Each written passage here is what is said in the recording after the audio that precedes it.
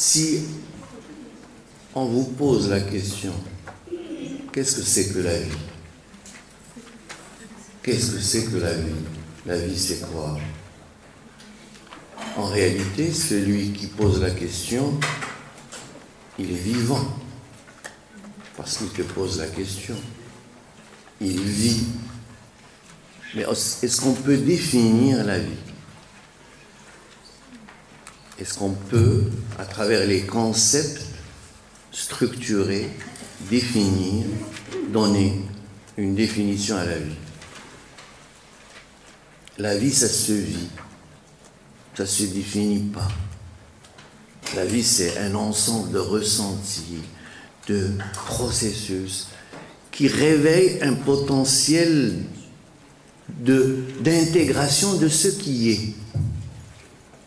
On peut dire que la vie, c'est intégrer ce qui est, sans vouloir changer quoi que ce soit.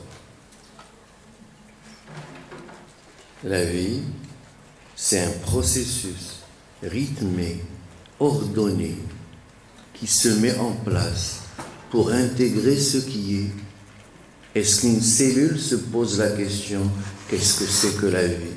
Si elle se pose la question, elle s'arrête de vivre.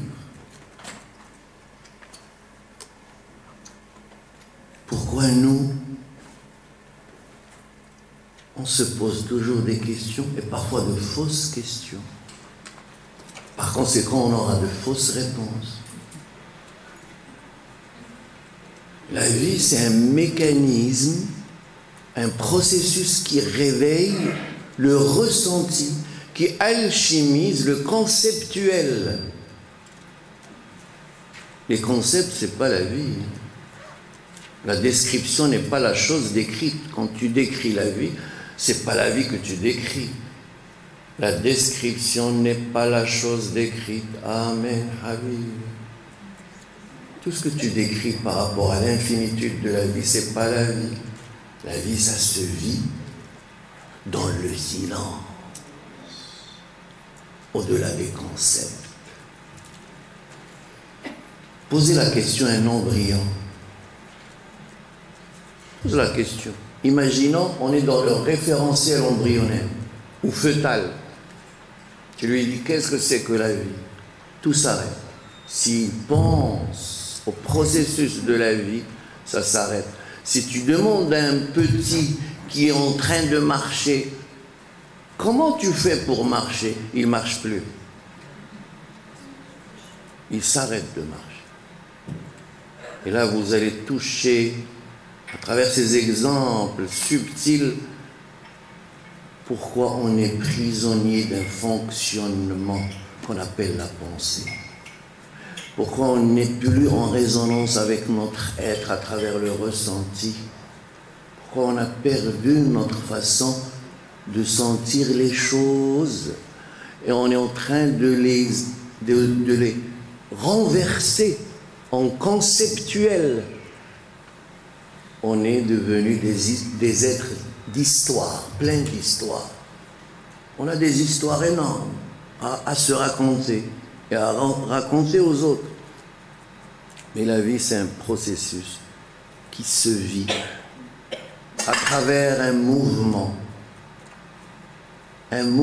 qu'on appelle le silence et l'activité. Et entre deux activités, il y a un silence. Entre deux agitations, il y a un silence. Et dans ce silence, tu fais un voyage. Et tu voyages vers ce qu'on appelle le non manifesté. Tu reviens vers le manifesté. C'est le silence qui est porteur du sens. L'agitation est porteuse d'un désordre. Quand tu penses, tu t'agites. Bon, l'agitation, elle est ce qu'elle est. Elle peut être une bonne agitation. Un philosophe qui parle, un thème magnifique, mais il s'agit. Parfois, l'agitation rentre en résonance avec mon agitation et je dis, oh, que c'est beau ça. Qu'est-ce qui se passe au niveau biophysique? Deux agitations qui se mettent en syntonisation, ils vont créer un silence. Tu m'écoutes, je suis agité.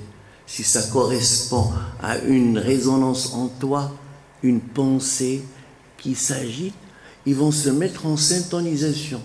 Et la syntonisation crée le silence. Et c'est pour ça que tu dis, oh c'est bien, c'est beau, je suis d'accord, je confirme. Mais si l'agitation rentre en antagonisme avec ton agitation, tu rejettes. Tu dis, je ne suis pas d'accord.